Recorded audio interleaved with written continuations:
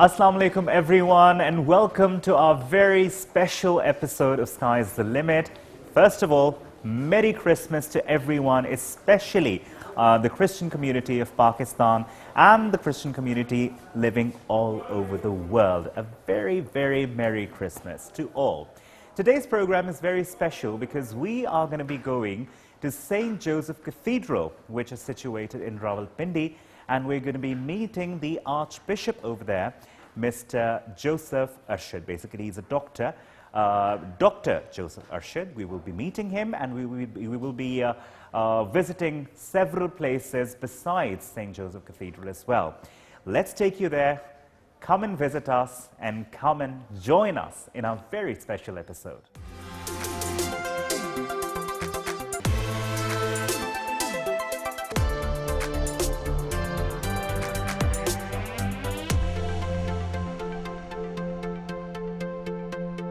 Heaven rejoice and earth be glad, all creation sing. Let children proclaim through every land, Hosanna to our King. Dear brothers and sisters, and my dear children, we hear in the gospel of today that who is the one who does the will of God.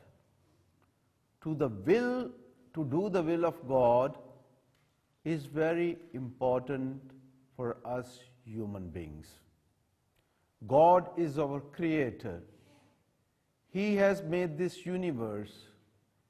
He also has created us on His own image. And we are all invited to do His will in our lives. Especially when now we are preparing during Advent season for the feast of Christmas. We are to repent. We are to reflect upon our own lives, whether we are doing good deeds in our lives or whether we are far away from God. Because God invites us to do good things in our lives. But sometimes we make mistakes. We commit sins. And here, John the Baptist, during this period of Advent, especially gives us the message of repentance. To repent and think upon our lives to return to God.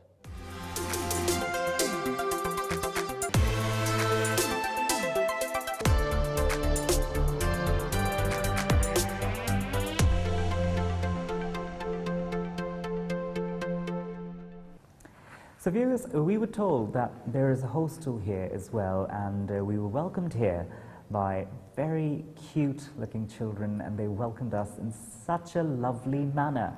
And right now we're in the middle of a hall with pictures of Jesus, with pictures of the Pope, and we have with us, of course, the Archbishop. Now sir, we saw the children, how they welcomed us, very lovely children. Now,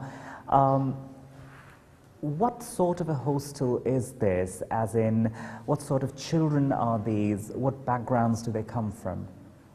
Well, we are sitting with the children of St. Catherine Hostel. Right. So the church has always a heart for the poor, needy, and orphan children. And the church is doing this service to the children on the footsteps of Jesus Christ Himself, who says that let the children come to me. There are many privileged children who have parents who are from the rich backgrounds, but in our society there are people from the poor backgrounds, especially the orphan children who have lost their parents and there is nobody to take care of them. They are poor children, marginalized children from different communities. So our sisters they are taking care of these children who do not have parents, and those who somehow the other reasons there is nobody to look after them, or the parents they are compelled to send to their children to the hostel due to various reasons. And we as a church, we try to support them, help them, and to guide them in order to have better education facilities for them, and to also to put a stronger faith in them so they become better human beings. And it's good that these children are from different backgrounds, from different cities even. I see. So, but they learn to live together here by being in the boarding. That's lovely.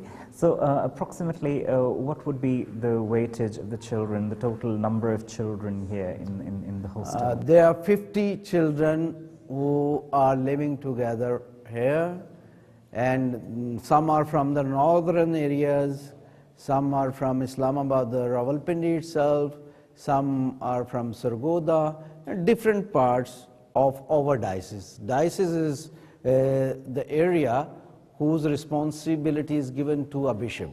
Right. So my responsibility as Archbishop of Islamabad, Rawalpindi Diocese, is of the whole Khyber Pakhtunkhwa province and half of Punjab, till Sargodha, Gujarat, Dera Ismail Khan, Mianwali, all these areas are under my jurisdiction. So the children come from mainly from these areas. I see. That's lovely to know, and how they learn to coexist and how they learn to live peacefully with one another. Also, do they get just religious education here or worldly education as well? No, worldly also, because we want to form them so that they become better human beings. It's very important. They learn to live together, they learn the values which the religion teaches, which our society teaches, and we promote in them so that they be penetrated in their lives, and being a good human beings, they may contribute to the good of society. So you are contributing a lot in raising better citizens for Pakistan and better humans for the whole of humanity. Yes, surely we need to do that, because Definitely need to do that, especially in these times, because in these times tolerance is what is required. Tolerance and peace and love, that's what we need to propagate and teach the younger generations, and that's exactly what you're doing. It's lovely to know. And do you also have in this compound a school? yes, we have here close by St. Joseph School, and in our surrounding also there are different schools. I so see. these children, they go to these schools which are nearby. That's lovely to know, because education is what means a lot these days, not just literacy but education, because we have a lot of literate people. When it comes to education and being properly well fed, well bred and well brought up, that's what matters a lot, and that's what you're teaching and propagating. Wonderful to know. So, sir, in your compound, where to next? Yeah, we will meet the children now. The children. Oh, we'd love to meet. Yeah. Yes, we'd love to. Whenever I come here, I feel so much with zeal because of these children. So they are from different backgrounds. They are with joyful hearts, and you feel energetic among these children. That's Do the you way- like to meet the children? Of course. Let's of go course. to meet the children. Yes. Yes. So these are our children. Clap and children. Yes.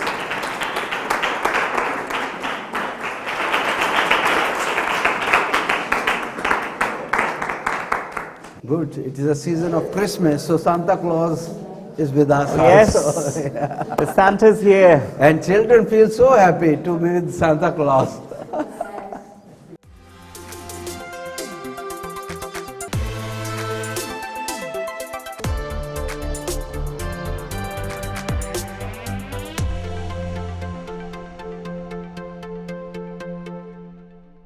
Well, viewers, right now we're at St. Mary's Academy for Girls, and we have Archbishop Dr. Joseph Arshad with us.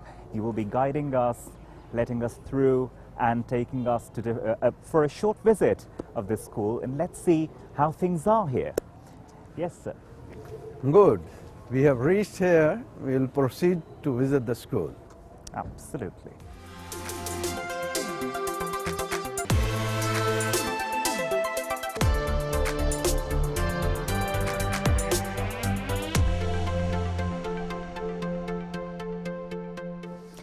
Now, viewers, here we are at the Diocese Board of Education. Of course, Dr. Joseph Arshad explained what diocese is. Now, he's the chairman here, and we'd like to know as to how many schools are under this Board of Education. You told us what the region is, Khyber Pakhtunkhwa and half of Punjab. How do such a small number of people manage so many schools? How does this system work? Well, in the Islamabad or Rawalpindi diocese, we have about 100 schools. Right. Some schools are directly under Diocesan Education Board. These are about 49 schools. I see. Beside this, we have other schools which are primary or under some religious congregations. So about 100 schools we have. But the Diocesan Education Board has about 49 schools. 49 schools, right. In which more than 26,000 students are studying, irrespective of any religion, creed. There are 60% students are Muslim, and other 40% are from different religions. Christians mainly, some Hindu students are there, from Sikh community. So from other religions, students are also studying here. One interesting thing I want to tell, church is working to help the people to get education. As you know, in the past the church has contributed to the society. Presently the church is doing, and we want to build the future of Pakistani society. So out of these 49 schools, the income generating schools are 9. I see. Which give us little income. I want to tell you that our fee structure is not so high in these schools even. So out of 9 schools that are producing some income, we are subsidizing or running other 40 schools in the diocese. So many children are also on concession in our schools, especially those who are poor, they can't have, the parents are not able to afford their education. So they request us, and we consider their request in order that they are not deprived of education. That's awesome, really. And while I was coming here in the school and even in the office, I've seen decorations everywhere. How long before the Christmas does this start in all schools and offices and everywhere? Well, naturally, these are 4 weeks of preparation. But when this Sunday of joy comes, the third Sunday, as I explained, it is a Sunday of joy, it is called. So from this officially we can begin to decorate our houses, the buildings, and the atmosphere of joy, and the Christmas begins with the third Sunday of Advent. Lovely. And I couldn't help but notice how the schools under the DBE, how you people are helping the people, all the children, the upcoming generations to coexist. Like you told us that irrespective of any religion, you treat the children as just humans without reference to their belief system or to their backgrounds. You treat them as equals. And equality, I think that's one of the traits that should be inculcated in the upcoming society, isn't that it? Yeah, sure. See, in Pakistani society, we feel that we are losing our values, human values, the values which the religion teaches us, or the values which the humanity teaches us. So we need to rethink and see that how we can promote these values in the present generation. And our schools, they focus on the human formation very much. We are not to give only academic education so that they get a better jobs or they build the careers, but we need to also form them so that they become good human beings. So we try to work on character building, giving them the values, penetrating in them the values. Many times there is a lot of pressure of admissions in schools, especially the schools in Islamabad and these two schools. Lot of pressures and the presentation, convent schools, many people. And sometimes I call them, those who request me for admission, I can come and see me. So I said, why do you want in our schools only? So they themselves tell us that we want to get admission, our children get admitted in your schools because you only not give them an academic education, but human education, and you form people here. So that's why we want to send children in your schools. Because in this era of technology and extreme exposure, I think character building is a must. And I think we're leaving that behind in many other educational systems. And I think this is a great example to learn from. Yes. And also, you told us that only 9 schools are income-generating schools, right? If you can share with us the fee structure of those schools, because what generally is the perception that convent schools are very expensive? No, fee structure is very low. The maximum fee structure is 8,000. I see. So you can imagine it's not expensive. It's not. It's Yeah, actually yeah. not. Because there are, the misconceptions, because some people think because we have many schools, so we are getting a lot of money from abroad. It's not true. We are maintaining what we have from the local resources. So as I told you, our fee structure is not so high. The maximum fee structure which goes to the Islamabad convent school is 8,000. So, sir, how does the DVE manage with such restricted sources, having a hostel for children, having education, subsidized education for children, for orphans, for poor people? How does the DVE manage? You see, as I told you, from the income of this 9 schools, we are able to run other 40 schools. Besides, we have hostels for the poor children. The hostels are being managed by the help of the diocese or through some friends also. Right. So the hostels are being managed through different people who are local benefactor of our benefit. So, viewers, before we move on, a short break, and we'll be back.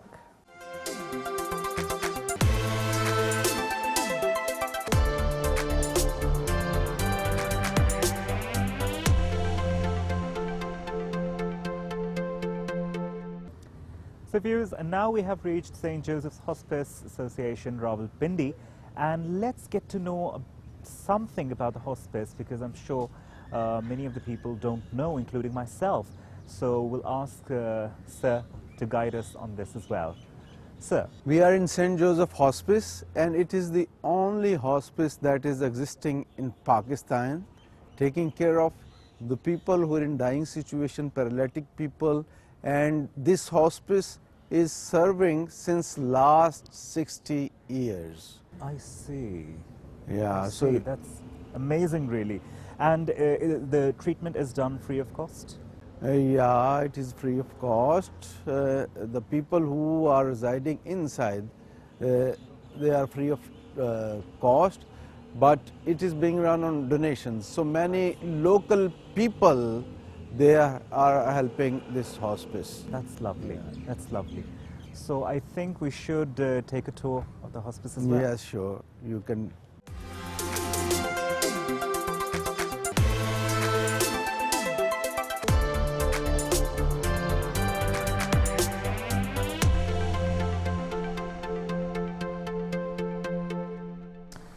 So viewers, here we are at Caritas, Pakistan, and as I told you earlier, it signifies the Christian love for humanity and a Latin word which literally means I care for you.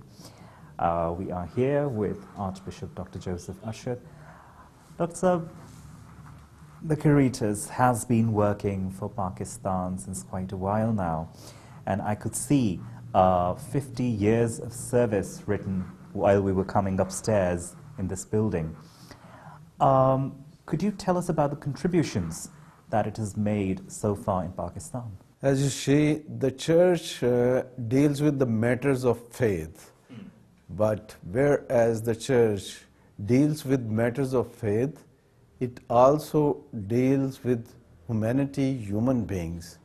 So, Caritas is the social wing of the church where it helps people when the people are in problem, especially when there is a disaster.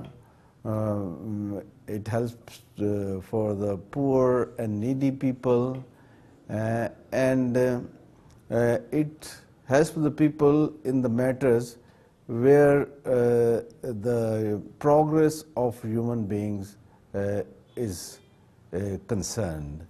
So Caritas has been serving here since last 50 years. So whenever the people are in problem, whether it is disaster, whether it is flooding, whether there are some other problems, like the Caritas carrying on a project in Islamabad, Rawalpindi, also with the street children. I see. Yeah, to help them to learn some skills so that they can have a better future. And the part that really fascinates me is that this is all irrespective of religion or caste or creed and based on just being human. So the basic requirement here to be helped is to be human.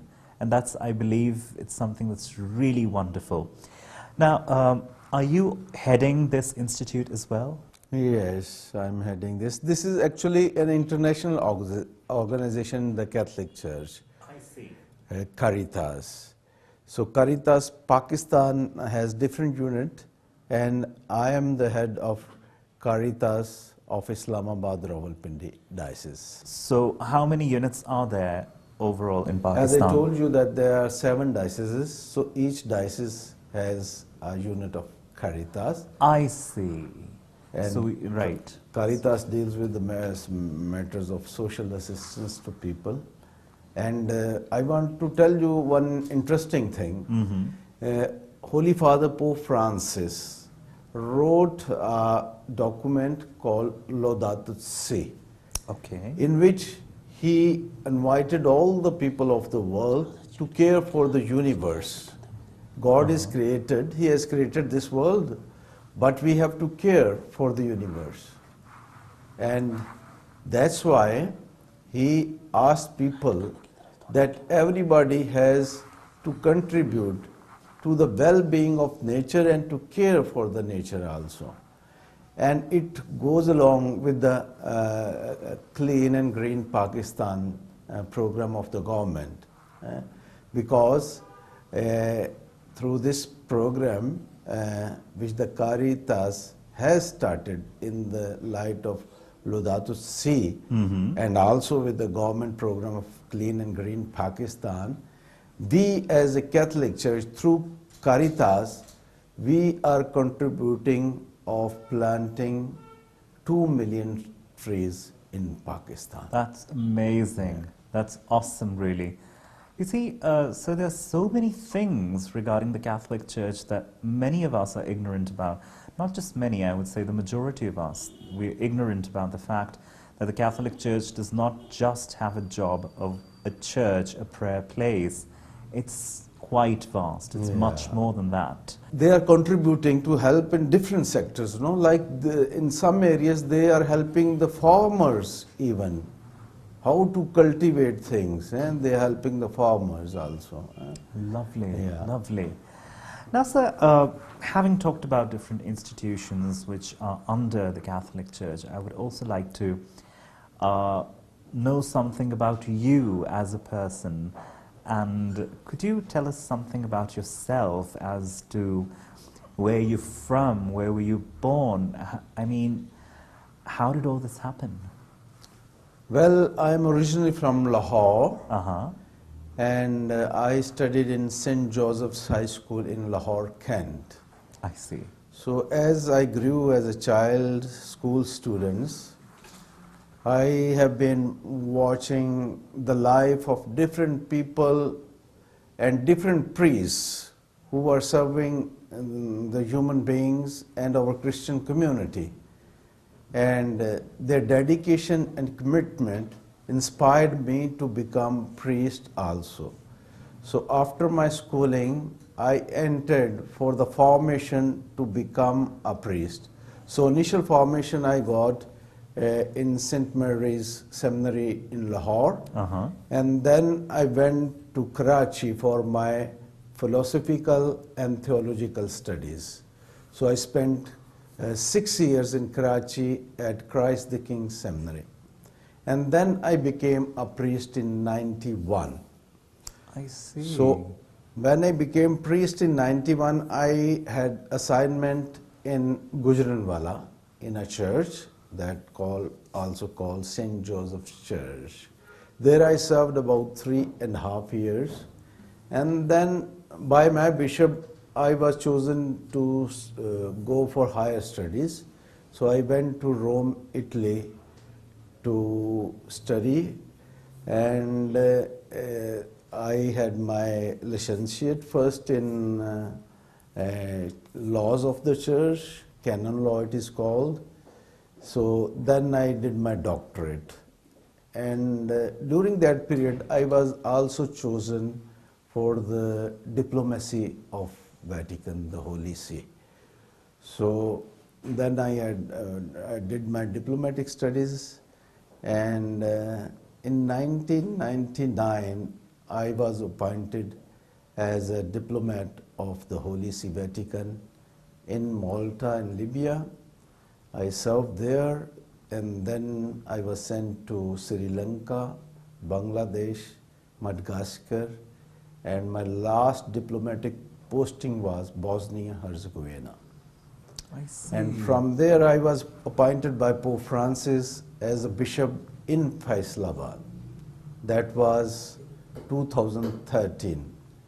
And I spent 4 years in Faisalabad, and then I was transferred to Islamabad, Rawalpindi in 2018. So since 2018, I am serving in the Diocese of Islamabad, Rawalpindi. Right, right. And also, do you think the ranks which the current rank which you've come up to now, do you think that's because of your high intellect or because of your good leadership skills? No, I didn't think of these things because I never thought of ranks in my life. Because when you choose to become a priest, I talk about my personal life, I came with the commitment that I have to serve my people as a priest. So that commitment and dedication was there, but I never thought I should get that rank or that rank, but with the grace of God it came. So I accept whatever the God planned for my life. So my personal commitment is that wherever I am sent and whomever I am serving, I should serve with commitment. Absolutely. So that I did in my life. Lovely. Also, sir, I'd like to ask you about the concept of marriage in the clergy people under the Catholic Church. You see, in the Catholic Church, the priests do not get married. All right. And it is free choice. Everybody is free to enter into this life or not. So the concept is that we have this life, or we accept this life for a higher purpose, for the sake of God and for the sake of service to humanity. And Jesus Christ is the model because he was also unmarried. He had a very short life, 33 Yes. years span of life on earth, but he was unmarried. So he is the model for us. We say he is the high priest, and we follow that priesthood which comes from Jesus Christ himself. And also, sir, what about the other sects and subsects in Christianity? There are other denominations in the church. So base is Jesus Christ himself. We all believe in Jesus, but there are different customs, different traditions which are being carried by different denominations. But of course, the Catholic Church is the main church in Christianity. Throughout the world? Yeah, throughout the world. And what about the different conflicting opinions that perhaps you might be having with other denominations? How do you tend to resolve those? No, we have this ecumenical spirit. I mean, ecumenical spirit means that we are in relationship with other churches, and we have to work together because our service is common for the humanity, for our own Christian community. So Jesus Christ is the base that unites us. And so we try to work together, although we have some traditions and rites are different, but still we try to be one. As united as possible, yes. No, that's great actually, because the main dogma of life and dogma of the religious dogma is the same, except for a few traditions and rites, like you mentioned. And what about, is the marriage that I talked about, is it the same for all the clergy people? Because what I've heard is that in Protestantism, another denomination, people perhaps do get married, the clergy people. Yeah, I'm talking about in the Catholic Church we do not get married, but other denominations. Others they do, are, they right, are right, married, right. yes. And sir, I'd also like to ask you, we attended this Holy Mass today. We attended the prayer today. What about the prayer that's held on every Sunday? Is it a segregated thing, separate from men and women, or is it the fact that anybody can join in? No, in our churches, everybody can join, whether he is men, women, children, everybody is allowed to participate. As you participated and attended the Holy Mass, in the Holy Mass, everybody can participate. And the Holy Mass on Sunday is the main or central prayer service to the people who would like to participate and attend the prayers. Right. Also, I know that the Christian community has contributed a lot as far as the healthcare is concerned. Have you also, paid special attention to all fields of health, particularly as far as mental health is concerned, because that's the most ignored segment of healthcare as we can see it? Yeah, we have paid attention to all kind of health problems. As I explained to you that in the church there are different religious congregations. So everybody does a different kind of service from one another, and it contributes to the richness of the service in the health sector also. Like Caritas also helps people who are in need, and health and sanitation, they have one aspect, and their service is very huge with regard to the awareness as well as to assist people in health matters. Then there are religious congregations who are helping the handicapped, mentally retarded people. So this kind of service is also there. So in short, they attend to all kind of health issues, and they try to assist people and to help people. Because we have a great example in the form of Mother Teresa, what she did for humanity is, I think, in this modern era, is one of a kind. You don't find that kind of stuff anymore, or do you? Yeah, it's difficult, but she has set an example before us, and naturally the church has declared her saint. So this means she is a real an example for us as Christians, but an example for all humanity. And we are lucky to have Mother Teresa's sisters also in Islamabad, Rawalpindi.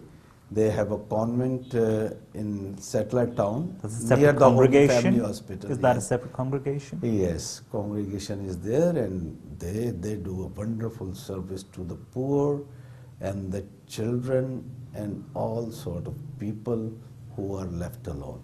Because I haven't just heard of it, that there is a lot of Christian community involved in the healthcare system. I've actually witnessed it because I did an internship in a hospital once, a couple of years back, and I saw the dedication with which they were working, and without any hesitation, the way they would treat and the patients with love and care and affection. That's, I think, they have to have a particular kind of leadership to be able to follow all that. Don't you think so? Yeah, sure. Like the Mother Teresa sisters, they carry and bring in their houses the abundant children just born, and some families they just throw them on They roads. throw them, And yes. they are carrying out and bringing, and they are carrying those children like their own. It is unimaginable, and really it presents to us a different picture of humanity, that human beings can also take care of all those who are abundant by human beings, other human beings. That's true. So how God makes us different, but Mother Teresa sisters, they really are taking care of people who are just abundant. Because they say that every one of us, each and every one of us, has a purpose in life. And how I see the people who are working for the church, how they've defined their purpose for this world, why they've come here, it's really, for me, it's quite astonishing, because I think finding that purpose in life is very important. And once you find it, I think that's a huge achievement in life. And like you said, the congregation of Mother Teresa, how they find abandoned children, how they care for them. And it also tells us, it gives us a message that a human being has the capacity to love unconditionally, to love and give love and spread love. And I think that's what all religions, for that matter, all religions preach love, except that there are many people who don't follow that. There are people who get into radicalism, there are people who get into false leaders who don't really believe in what the preachings of a particular religion is.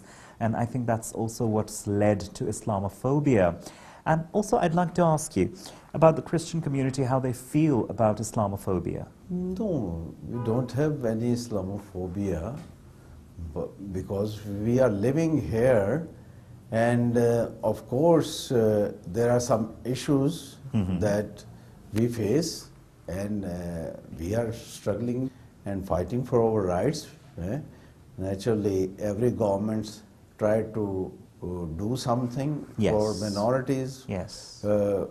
In every time, this government also trying to do, but every government, they need to address the issues which in current situations the Christian community faces. Naturally, now in the present time, there are issue of forced conversions. It's a big issue that our Christian community feel insecure when these kind of incidents do take place.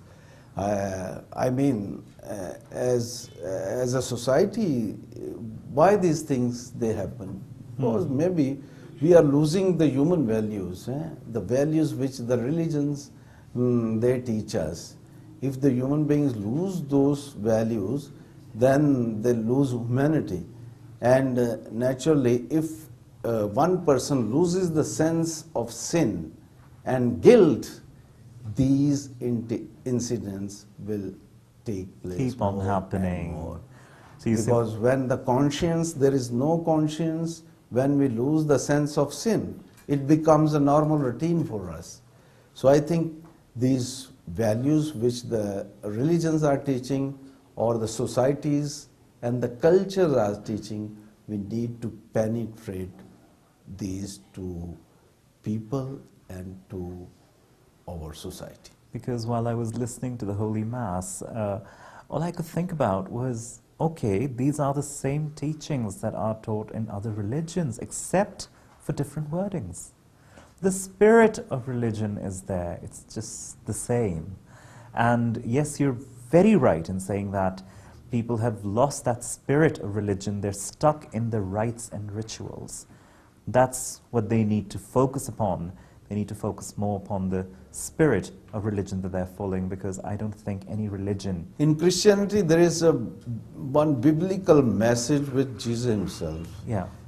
Once Jesus was asked, which is the greatest commandment? So Jesus replied, the greatest commandment is to love God with all your heart and mind, and to love your neighbor. I think this is the greatest command for everybody, that we must love God who has created us, and we should love human beings, our neighbor. Neighbor means all human beings. All people around you. For that Yeah, matter, no yes. matter he is a Muslim, or he is a Hindu, or he is a Sikh. We are to love all human beings because they are also created by Almighty God. That's true. So it was such a pleasure meeting such a beautiful soul like yourself today. I never thought I'd be able to converse so openly, so comfortably with you, because all I had heard was, okay, you're the Archbishop, and you're heading all the bishops of Pakistan, and I thought perhaps it would be difficult for me to converse and communicate with you, but it turned out to be very, very simple and easy, because I think that's the humbleness that you have inside of you. That's that sort of lovely leadership qualities that you have, that you're running all these institutions with so much grace and so much, because I've seen how, because I saw the pictures, I saw the students, the healthcare systems, the church, the orphan children. It's simply wonderful. I'm in a state of awe right now, and I think it's totally commendable, because after all, you people are the spirit of Pakistan. You people are an extremely important part of Pakistan, and you people have contributed and are contributing a lot to Pakistan, and I'm sure you people will be contributing in the future as well, irrespective of who one is, from which background one is. The main requirement is just one has to be human.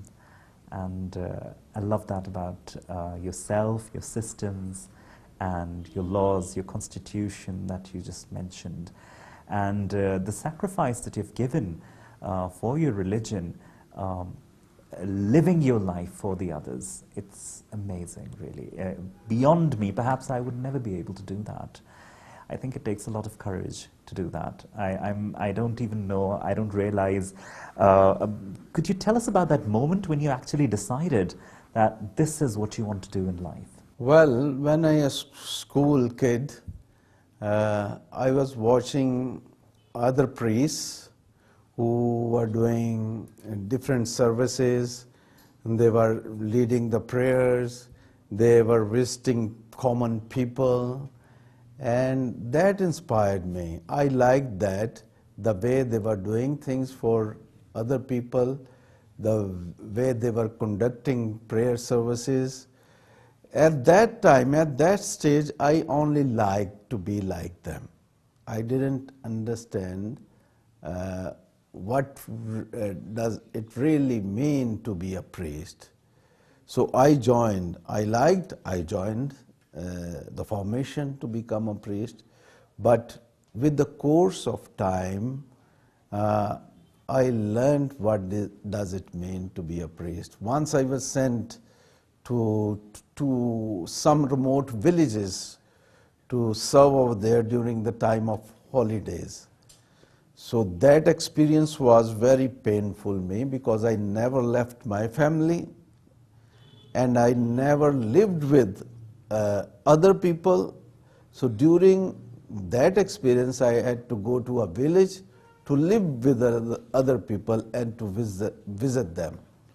So at that time, I really cried even that what I'm doing. But during that time, I realized that if I have to become priest, I have to become priest for these common people, whether they are of village or city, rich or poor. So from that moment, my conviction became stronger. That thing which I liked to be like priest turned into my conviction, commitment to become priest and to serve all people because they are all created by God. And is that commitment getting stronger day by day? Yes, sure. Lovely, lovely. Sir, I have to really thank you for your time that you gave us, almost an entire day. These hours were very precious for me because I got to learn a lot from you and all of your community. Although we have a colleague who is a Christian, and I kept on asking him questions, a lot of questions which I had in my mind, but today a lot of them are clear, and the knowledge that you've given me is invaluable. The experience that I had is invaluable, and I don't have words to thank you. May Allah bless you for all that you've done. Thank you. It has been my pleasure to be with you all also. Thank you for being here.